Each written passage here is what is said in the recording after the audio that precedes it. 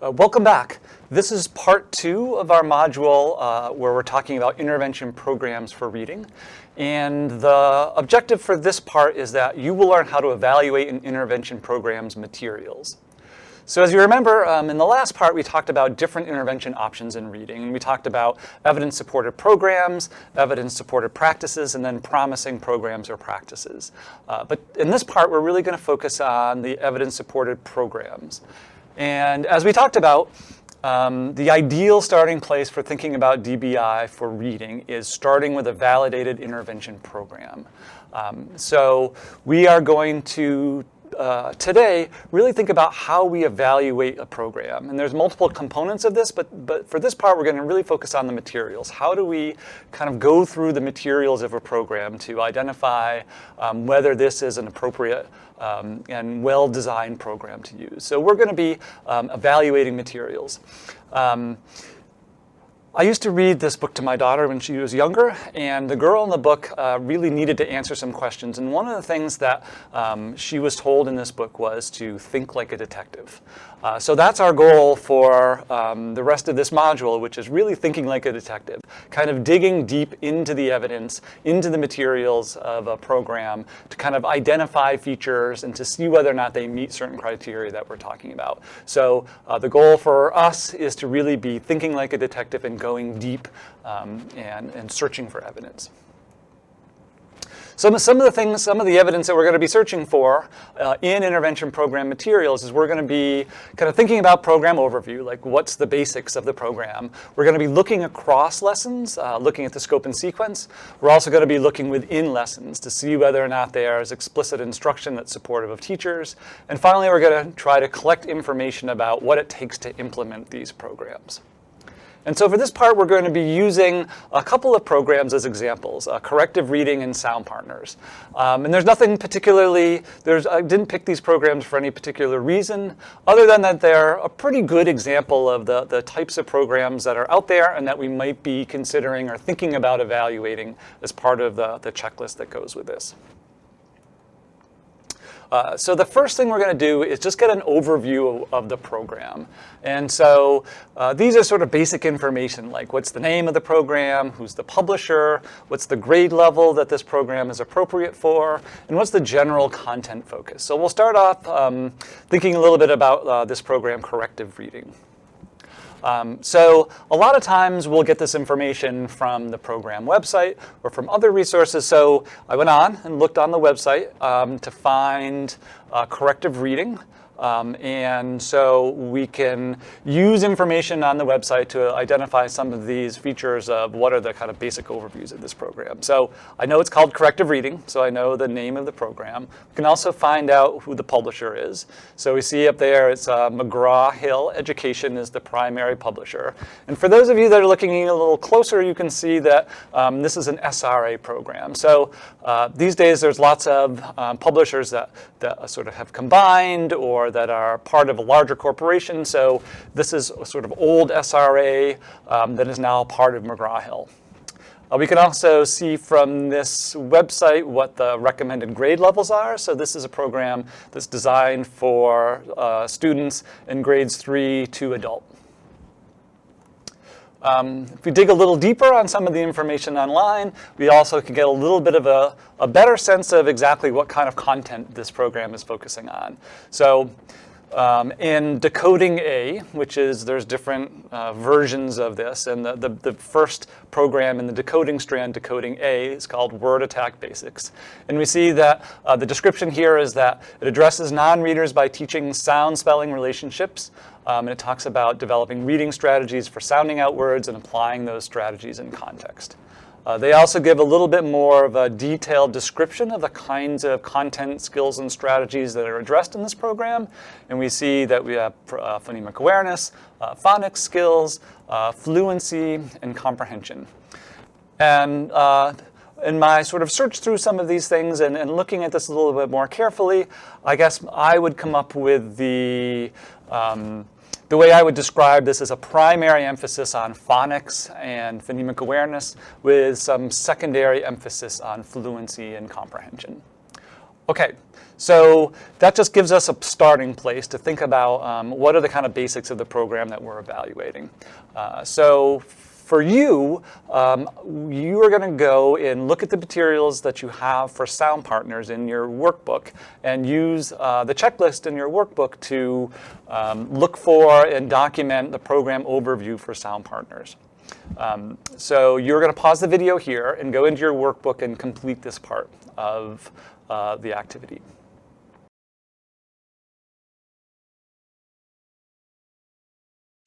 Okay, at this point, you've gone in and collected some basic information about sound partners, and we're going to go through this together to just kind of be on the same page of what we found out. So if you go online, you can find a page that, on the publisher's website that talks about sound partners, and we see here that the publisher is Voyager Sopris Learning. The grade levels are focus on grades K through 2, and they also recommend that it would be okay for intervention for grades 2 and 3. And then we have some information about the content that's an emphasis of the program. So we see that there's phonemic awareness and decoding, word identification, spelling, and then it goes into a little bit more detail and also some text reading and storybook reading practice. Again, I would say that the primary emphasis of this program would be on phonics and phonemic awareness. Okay, so once we have a kind of basic overview of the program that we're evaluating, we really now start to go deep. So one of the things that we want to do is we want to look across the lessons and think about scope and sequence. This is the idea that, how is the content sequenced and scheduled across time? How does it build on itself over the course of the intervention program? And really thinking about some of the things that we would be looking for if we're looking across lessons. And so some of the features that we want to think about when we're looking across lessons in a scope and sequence is, does it specify specific outcomes for students after they complete the program? Does it include a helpful and informative scope and sequence? Does it introduce skills and strategies systematically over time? And is there adequate review built into the program? So again, we are going to walk through this together with corrective reading, and then you're going to practice afterwards doing the same thing for the sound partners. So for corrective reading, do we get a sense of the specific outcomes for students when we're looking at the materials that come with the program? And the other thing that we're going to do is for each of these criteria, we're going to evaluate based on a kind of we have three options, right? So a full circle would be sort of, we feel like that kind of fully meets the criteria. A partial circle, the one in the middle, is that it partially meets, and then an empty circle is it doesn't meet that criteria. So we're going to evaluate each of these things on those the three-point scale. Okay, so when looking at the materials for corrective reading, kind of coming back to this again, where we see that it kind of gives you information about the kinds of phonemic awareness, phonics, fluency, and comprehension skills that are included in the program, and that we see that it's pretty detailed. We have a good sense of the kinds of skills that students are going to learn as part of this program. And then we also see that they have a criteria for the general outcome, and that at the end of this program, students should be reading about 60 words per minute with 80% accuracy at a grade 2 to 2.5 grade level. So that's some of the information that I looked at to make this kind of decision. Then I also looked through some of the other kind of components, and so we were going to make a kind of holistic decision about whether we feel like there's information about the outcomes that students will achieve at the end of the program. So based on the evidence I collected and what I found in the program materials, I'm going to give this a full circle. So the next thing we're going to think about is the scope and sequence. Does the scope and sequence provide information that's helpful to teachers and interventionists to really understand how content and skills and strategies are scheduled across the program, across lessons? And so we're looking to see whether or not there's a place that we can go that really gives us a broad overview of when things are introduced, how they're scheduled across the program, how they align together, and so that we can kind of get a sense of the overall scope of the program. So for corrective reading, I was able to find a scope and sequence that talks about the kind of different strands that is part of the program, and you can see that it shows, this is just a part of it, but it shows what lesson it starts in and then where it goes throughout the program, and it kind of breaks it down into these different categories. To me, this is really helpful. At least in this particular scope and sequence document that I'm showing you right here, maybe doesn't go into specific detail about exactly what skills are introduced at what lesson. So if I was just evaluating the scope and sequence based on this example right here, I might give it a partial circle. And there may be different ideas about what it looked like, and maybe if I went into the program, I'd find more information about this. But based on this, I would say this is a helpful scope and sequence, but I would like to maybe see a little bit more specific skills and when they're introduced. Another thing that we want to look at is really looking at whether the kind of introduction of these skills over time is systematic. That really thinking about a kind of developmental progression of when we introduce skills, how we align skills, how they're treated across lessons. This is a really key component of the sort of overall architecture of the program. So in corrective reading, I'm working from just some of the materials that are kind of freely available on websites, so not necessarily going into the program materials itself. But what we see from information online is first they describe a little bit about what their approach is in developing this program. So they do say that each part is taught in a logical progression. They also say that the amount of new information is controlled and connected to prior learning. So this gives me a sense that this is something that the program authors are really thinking about as they develop the program. We also can go back and look at the scope and sequence. And if we look at some parts in particular, we can see that there's different skills that are introduced in a kind of sequential order, and you can tell from just looking at the scope and sequence that there's been some thought about how these different elements are introduced and how they align with each other, and it's portrayed in a way where we can see how this progresses over time. So based on some of this evidence and from just my overall evaluation of these program materials when I was looking through what was available, again, I would give this probably a full circle. Finally, we want to think about whether there's adequate review built into the program, whether not just when skills are introduced, but does the program come back around to systematically review skills that have been previously taught and integrate those new skills and strategies with newly taught content. So when we're looking at corrective reading, they talk about that the materials are organized to provide cumulative review of skills. And going back to the scope and sequence that we've been looking at, we can also see that, for example, for practicing word reading in the workbook, we can see here evidence that this is a kind of skill or strategy that comes back around in different lessons. So it sort of comes back in lesson 44, and then comes back in lesson 50, comes back in 54, and 62. So this provides evidence to me that this kind of word reading strategy that's been introduced is coming back around in a review cycle that's very systematically and intentionally built into the materials of the program. So I'm going to evaluate this as a full circle. All right, so after this kind of, we're going through this pretty quickly, but it takes a while to kind of look through materials to get a sense of what the scope and sequence looks like. What does the systematic nature of the program look like over the course of all the lessons?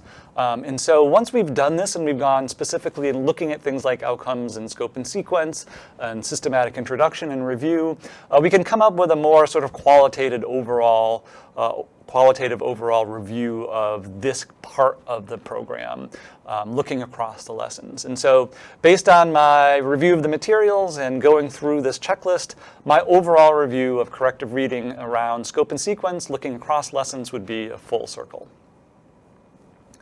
Okay, now you're going to do the same thing except with sound partners, and you're going to use the information, the materials that are provided in the workbook and the supplemental materials to be able to kind of look through and try to evaluate these components in your workbook. So you're going to pause the video here and go and complete this workbook activity, and then we'll come back and talk about it.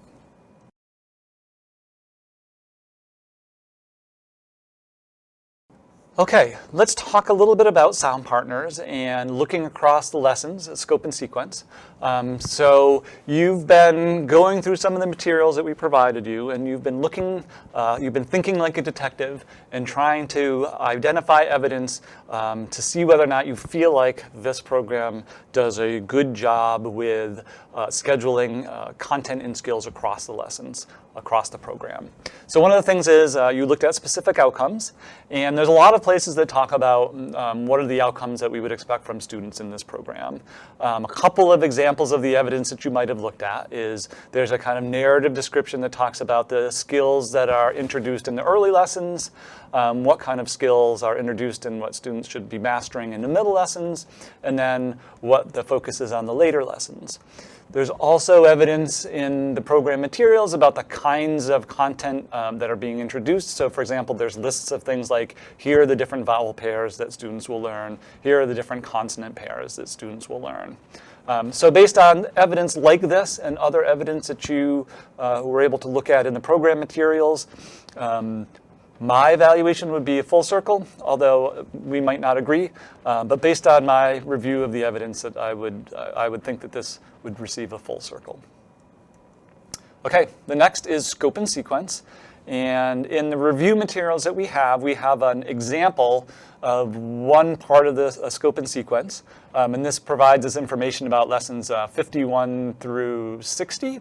And so we can use this as a data source to make some of the decisions about these other areas of the criteria. So does it have a scope and sequence that's helpful to really get a sense of how things are introduced over time? Yes. There's a comprehensive information available in this scope and sequence. We also want to see whether it looks like skills are introduced systematically over time. So we can use, again, the scope and sequence that's provided and kind of look here and see what we can learn about the introduction of skills. So one of the things that we can look at is the introduction of letter sounds and letter pairs. And from this example, we can see that new letter pairs, new letter sounds seem to be introduced probably every other lesson. And that seems like a sort of careful sequence of introduction. It seems like it's done carefully, and we're not introducing too much information, and we're thinking carefully about how that's happening. We can also see that the new letter combination EW that was introduced in lesson 51 sort of shows up in the practice examples over the course of these lessons. So we can see that new content is systematically incorporated into lessons, subsequent lessons. We can also look at one other strand here that talks about the introduction of sight words, and we see that there's a new sight word that's introduced every lesson. We can see how they're done. Any and many are introduced in the same lesson. That makes sense that they're very similar, and so if the student learns any, many is also another word that's very similar. We also see new and no in lessons 53 and 54. If we're really digging deep, we might think that those could be confused, and it might be, those might not be the best words to teach together. But again, overall, it feels like that the scope and sequence demonstrates a thoughtful introduction and sequencing of skills and strategies over time in a strategic way.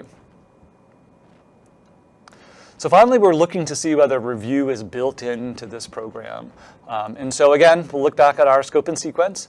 And when we're looking at some of the components in the scope and sequence, we can see that when we're talking about letter sounds and letter combinations, that there are review built in every other lesson. So there's new letters and letter combinations introduced every other lesson, but then there's a break in between when we go back and review the letters and combinations that have already been introduced. So that's already built in here. We also see for sight words, what we looked at earlier, that every 4 or 5 days, it looks like there's a review built in where we kind of go back and cumulatively review the words that were already introduced. So evidence seems to suggest that Sound Partners does a good job of incorporating systematic review and adequate review into the materials.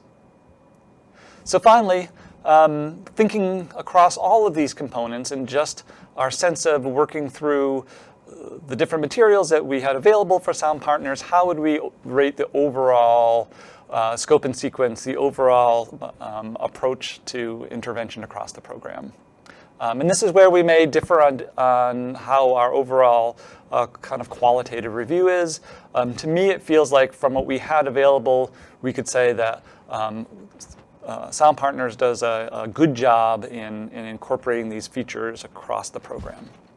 We just talked about looking across lessons, so looking at the scope and sequence to see how instruction is designed over multiple lessons over the course of a program. And now we're going to switch to talking about looking within lessons. So looking at the instructional design, the architecture of individual lessons, particularly sort of looking to see whether or not it incorporates principles of explicit instruction.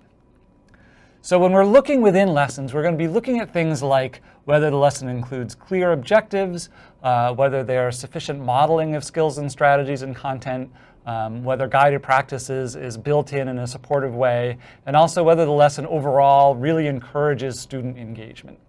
And we're going to be talking more in depth about these principles of explicit instruction in later modules. But for initially evaluating a secondary prevention program like this, we're going to kind of look overall, kind of get a general sense of how individual lessons look. And we're doing this for a couple of reasons. The first is we want to see whether lessons are designed to really maximize student learning. Based on the way the lesson is designed, again, the architecture of the instruction, is it designed to really enhance and maximize student learning? Are students really going to learn what we want them to based on the way the lessons are laid out and what we can see in the materials? The other thing that we're looking for is we also want to see if lessons are designed to maximize effective teaching. You know, are the materials teacher-friendly? If you were a teacher or an interventionist, would you feel like these materials give you the guidance and the support to really do a good job delivering effective instruction, delivering explicit instruction? So that's what we're going to be focusing on in this next part. And just like before, we're going to be looking at 2 example programs and looking within the lessons of these programs, so Corrective Reading and Sound Partners. We're going to talk through together Corrective Reading, and then on your own, you're going to go in and evaluate the lessons for the Sound Partners program. So again, we're going to go through these 4 different elements that we're looking for: clear objectives, modeling, student practice, and guided practice and student engagement.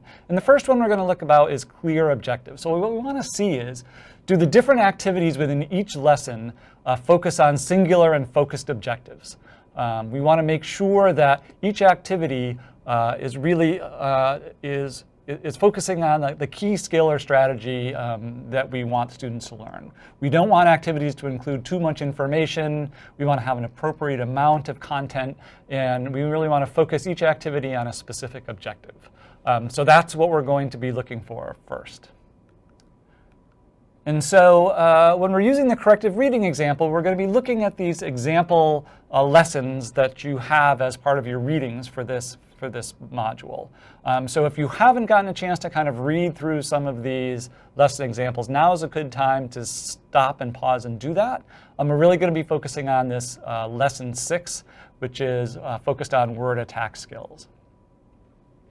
So we're looking for clear objectives within the individual activities within this lesson. So when I've looked through this lesson, I'm looking particularly at sort of the headings of the different activities. So what I see are things like sound introduction, say the sounds, word reading, sound dictation. And so when I looked at each one of these activities, it made me, I was confident that each one of these activities was focusing on a singular objective. So sound introduction is introducing a new letter sound and practicing and reviewing other letter sounds.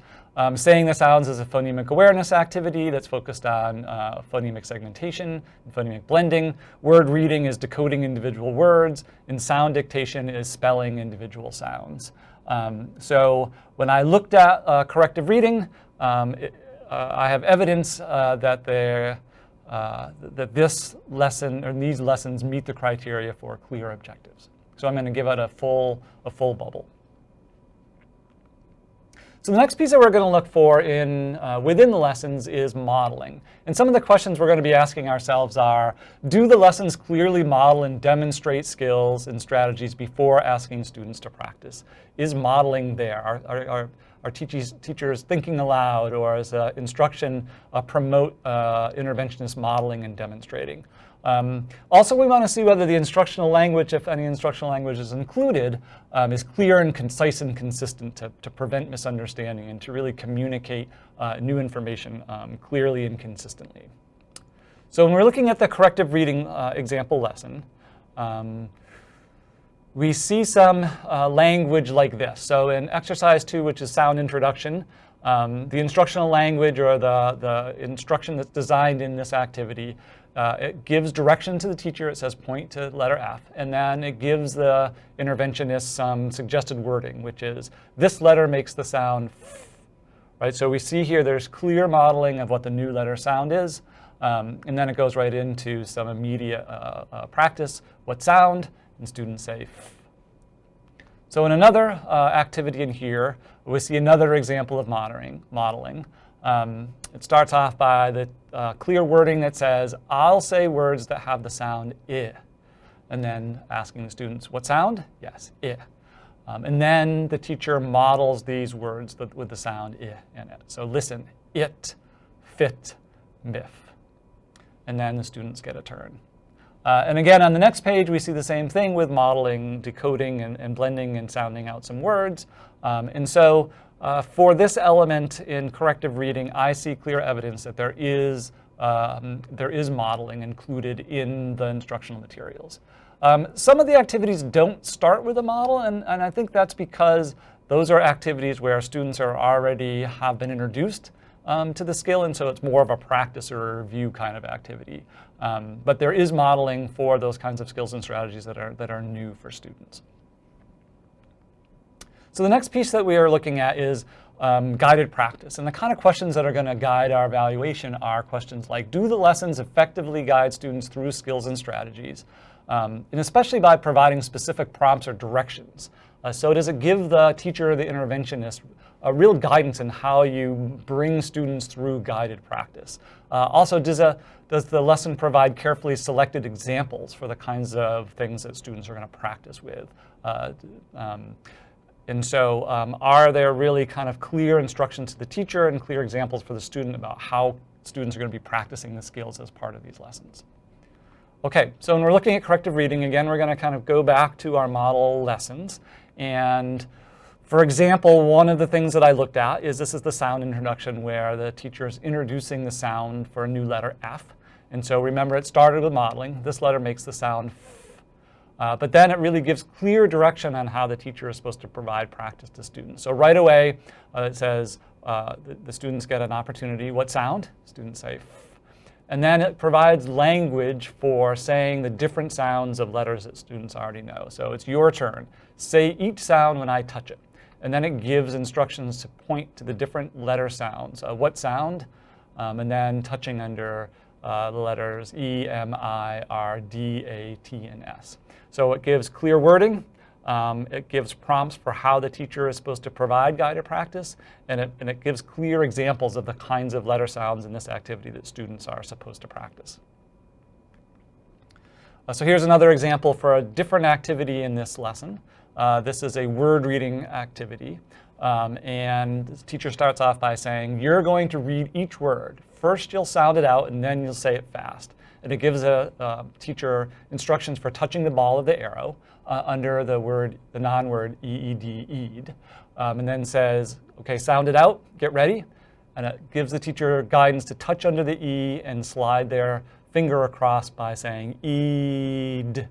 And then students are supposed to sound out the sounds, EED, and then blend together. The teacher says again, sound it out, get ready, and then there's a signal. And so then finally the teacher says, yes, say it fast, EED, yes, EED. So there's very extensive sort of teacher wording for how to guide students through practicing sounding out and decoding and reading non-words quickly. And after this, it goes through multiple examples of different words that students are supposed to practice the same blending technique. So again, for this element, I see evidence for effective and clear guided practice opportunities for students.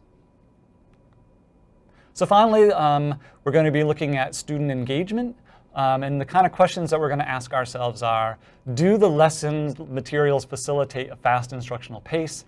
Do lessons maximize opportunities for students to respond and to engage and to really be involved with learning?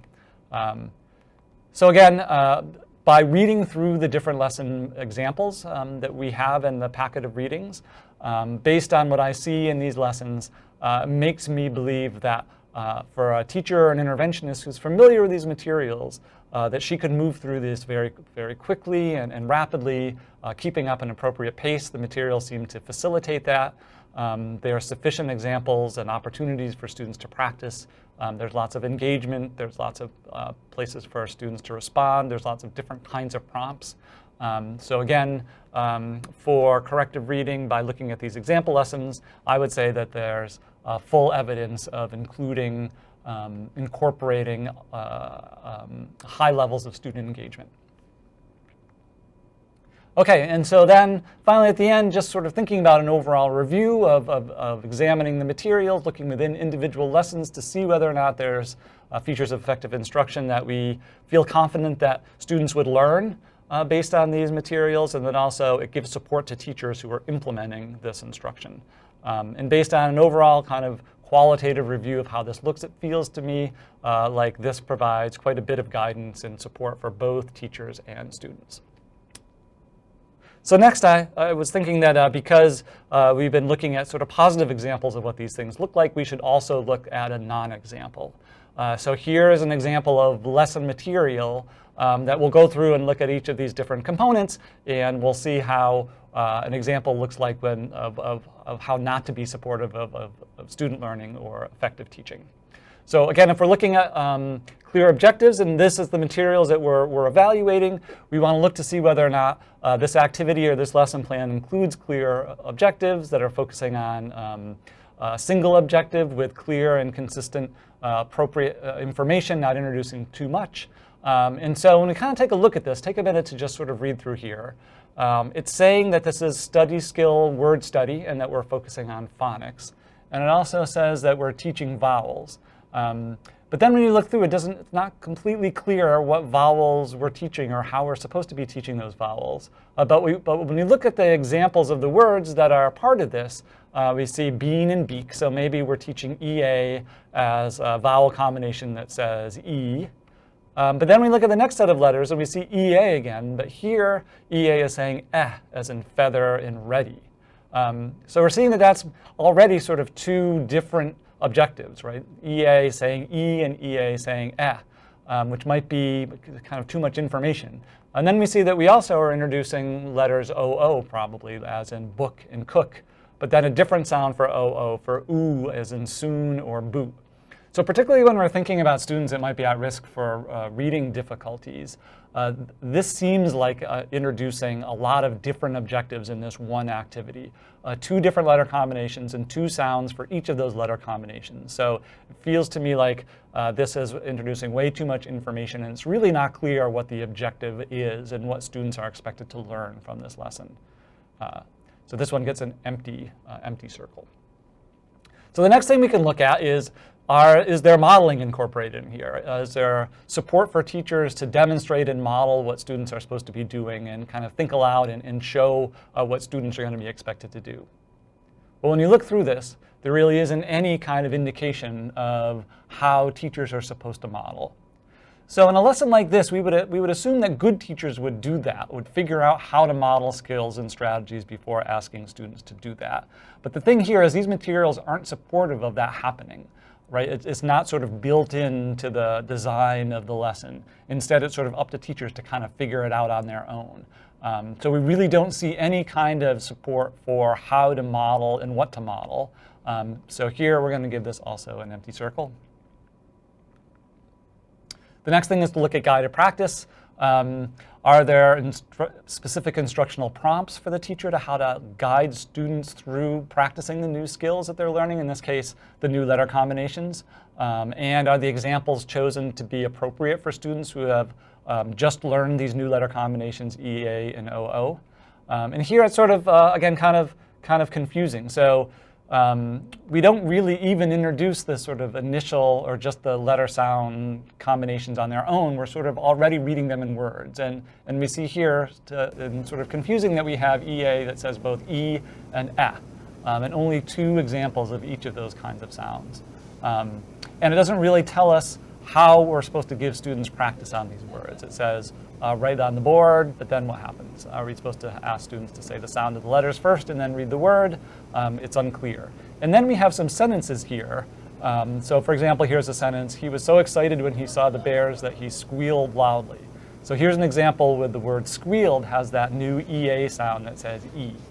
So one of the things here is that if students are really learning these new letter combinations for the first time, it's going to be difficult for them to be able to read these letter combinations in single-syllable words. And here we're expecting students to, it seems like, practice these in sentences that have multisyllabic words and lots of other difficult words that may be hard to decode. So it seems like there's a kind of mismatch here between what we're thinking is the objective of this lesson and the kind of practice opportunities that are built in, or the kinds of examples that are built in for practice. The other thing that I really sort of like about this bad example that makes it so bad is not only are there EA that says E as in squealed, or EA as that says feather or ready, but you can see in this sentence there's EA in bears that says a completely different sound that hasn't been taught at all. So if students, even if students learn that EA says E or they're not going to be able to successfully read that in the word bears. So this gets a very strong open circle for choosing effective practice examples and guiding students through practicing new skills at an appropriate level. So, and finally, student engagement. There isn't really any directions for teachers, and there's sort of not great directions or examples for students. So it doesn't seem to me that this would facilitate a sort of fast-paced, engaged lesson. A good teacher could maybe revise it in a way to make it engaging and fast-paced. But on the surface, and from what we're evaluating here, again, this is a non-example of a lesson that's designed to really maximize opportunities for students to be engaged and to respond. Okay, so now that we've seen a positive example of what some of these features look like looking within lessons from an instructional program, and a non-example of what that might look like, we're going to be doing activity 3.4 in your workbook, which is to look through the materials for sound partners that are included in the module, and particularly looking at, in the lesson example book, some of the lessons that they give as examples, and evaluating those lessons as well as the materials that come with it, looking for things like clear objectives, modeling, guided practice, and student engagement. So stop the video now and work on evaluating these components for sound partners in your workbook.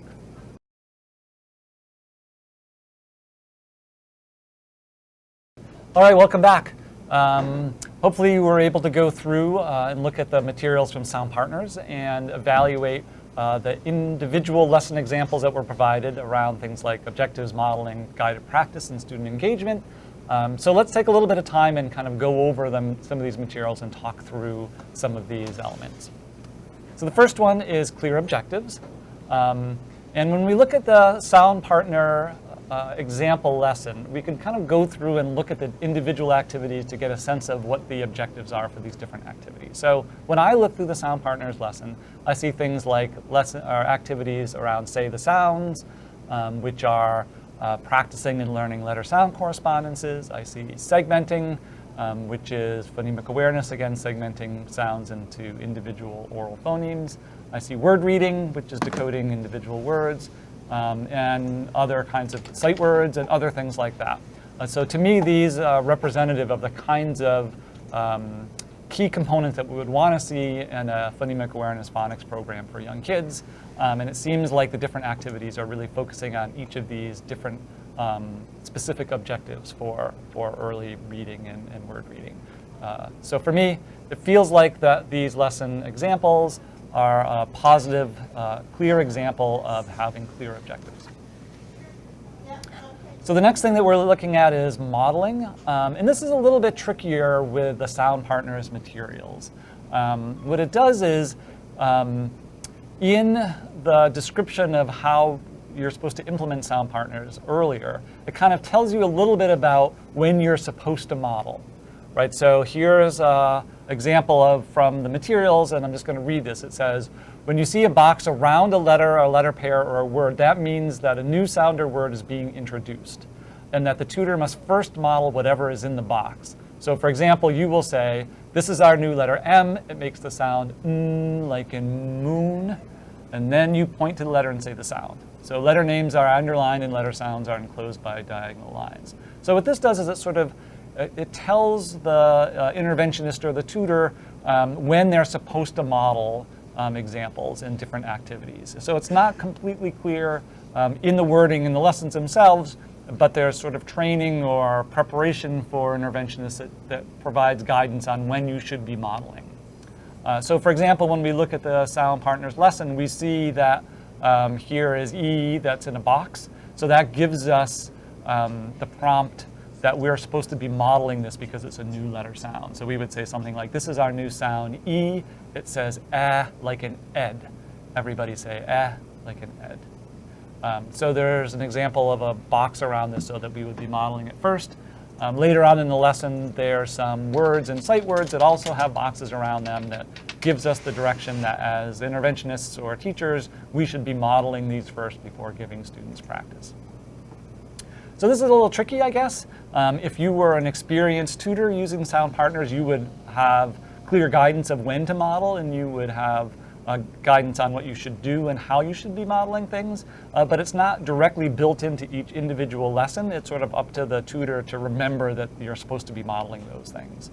So it's incorporated in there, but it's not quite as clear and explicit as in some other kinds of lessons. So I'm going to cheat and give this halfway between a full circle and a half circle. And again, you could have said different things for this. It's included in there, but you might have thought that it could have been more explicit, or there could be more guidance for teachers or interventionists. The next thing you looked at was guided practice, and looking to see whether or not the interventionist or the teacher is provided with clear prompts for guiding students through practicing examples, and also choosing examples for practice that seem appropriate and are matched with the objective of the activity in the lesson. So when we look at Sound Partners, we see that there's sort of very brief but very clear prompts for the teacher. So the interventionist says to the students, point to each letter and say the sound. So that's giving students the direction that you're supposed to go through and point to each of the letters in this lesson and say the sound. So the students would say, point to M and say m, t, b, etc. So it's brief, but the teacher is provided with the kind of clear, consistent, and concise kind of prompt that's used over and over in multiple lessons, and students will understand what that prompt means and that they're supposed to practice their letter sounds. It's similar for the activity below, which is segmenting, where the prompt is break this word into 3 parts. And then there are words for the teacher to give to the student, and they can use the Elkin box 3 square strip as a kind of visual or material scaffold to prompt them that there's going to be 3 sounds in each word. So the student would say p, t. And so the teacher has this kind of prompt, and students would have this kind of consistent routine for when they're practicing segmenting. So for this, it feels to me that it's pretty clear and concise, that their student materials are on the left side of the page, and the directions for the interventionist or the tutor are on the right side of the page, and they're consistent across lessons, and they're very clear and consistent. So I would give this a full circle. And finally, for student engagement, when we're looking through the lessons, it really feels like the activities flow, that there's not a lot of extraneous information, that they're designed really to maximize students' opportunities to practice and respond. The examples are clear. There's multiple examples for modeling and for practice. and that it feels like the tutor would be able to maintain a fast pace moving through this. So I would also give this a full bullet. And then looking at overall rating, one of the things that we see is it's a very different look to this program than to corrective reading. Corrective reading has everything built in, so everything that the teacher is supposed to say and do is marked very clearly and carefully. Sometimes when you read through those lessons, it almost feels overwhelming at first because there's so much information in there. On the other hand, Sound Partners is fairly minimal, that the activities are consistent and the prompts are consistent, but tutors are supposed to sort of understand the routines for each one of these activities that repeat over multiple lessons, and once they are firm with how to do that, they are given minimal prompts but consistent prompts. So I think these are both good examples of including and building in these features of explicit instruction, but with a little bit different look. One more kind of built in with sort of everything you need, and another that's a little bit more minimal, but it's designed around the same instructional principles. Okay, so the last thing that we're doing when we're looking at program materials to evaluate the program is program implementation. And this is the idea that we want to sort of see what it takes to implement these programs. How feasible is it? What is it going to be like to do this in our school? Is it something that's going to work for me as a teacher or interventionist? Do you think it's going to be appropriate for our students? Is it going to fit in with our overall approach to reading intervention? And some of the things to look at with this is things like dosage or length. How many students are supposed to be in the group? How much time per day? How many days per week? How many lessons are included in the program?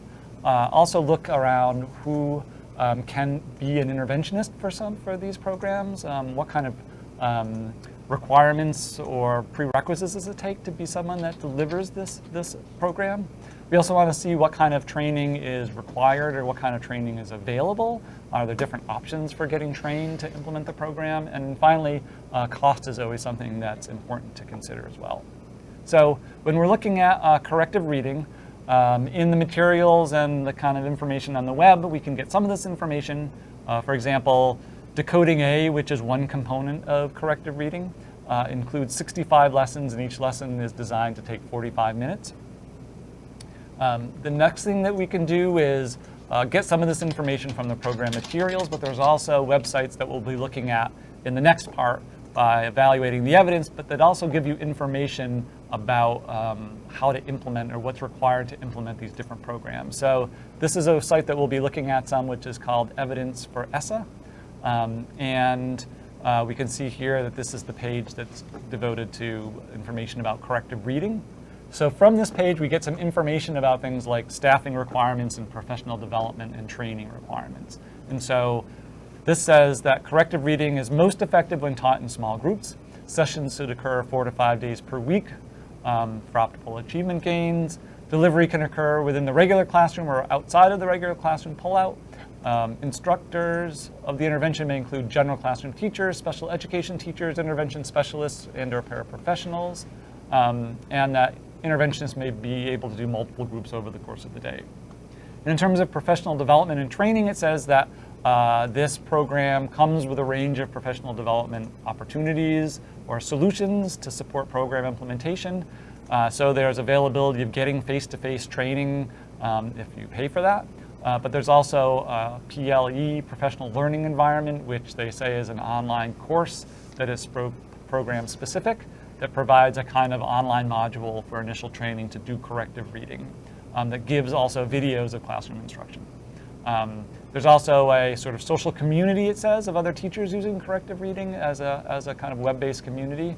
And it also says that there is on-site coaching available, possibility of attending monthly webinars and training institutes. So it sounds like that there's a range of training options for corrective reading, which seems good because from looking at the materials, it feels like it would require some pretty substantial training to feel comfortable implementing something like corrective reading. Finally, the same website has information about cost. So it gives the cost per student for materials and software, how much for the teacher materials, how much for student materials. Also, it says that if the school would like to get on-site training or on-site support, there's a cost of $2,500 for a trainer to come to your school to help in this.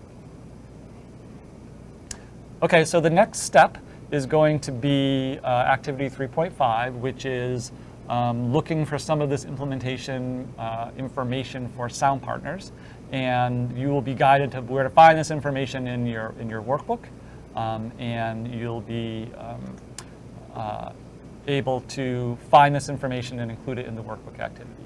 But before you stop the video and do that, I want to finally end with the culminating activity for this part of the module, which is the reading intervention review. And so there's two parts of this, and you can start the first part after this video right here, which is you'll be evaluating another program, the materials of another program, to look at the same things that we've been doing over the last few parts of this module. So providing information of an overview of a program, looking across the lessons and evaluating the scope and sequence, looking within lessons and evaluating the presence of principles of effective and explicit instruction, and then collecting information about program implementation. And for this assignment, you have two choices. One is you can evaluate a program that you are interested in or that you're using in your school or that you want to find out more information about. The second option would be to review a program that we've identified and will include materials for you within the module materials. So those are the two options that you can do for this. Again, the first part of this activity is going to be evaluating the program materials based on these components in the checklist in your workbook. The second part of this activity is going to be evaluating the evidence for these programs, and that's going to be information that will be provided in part 3 of this module. Really? Yeah. Okay, that's the end of this part, and good luck with the follow-up activity.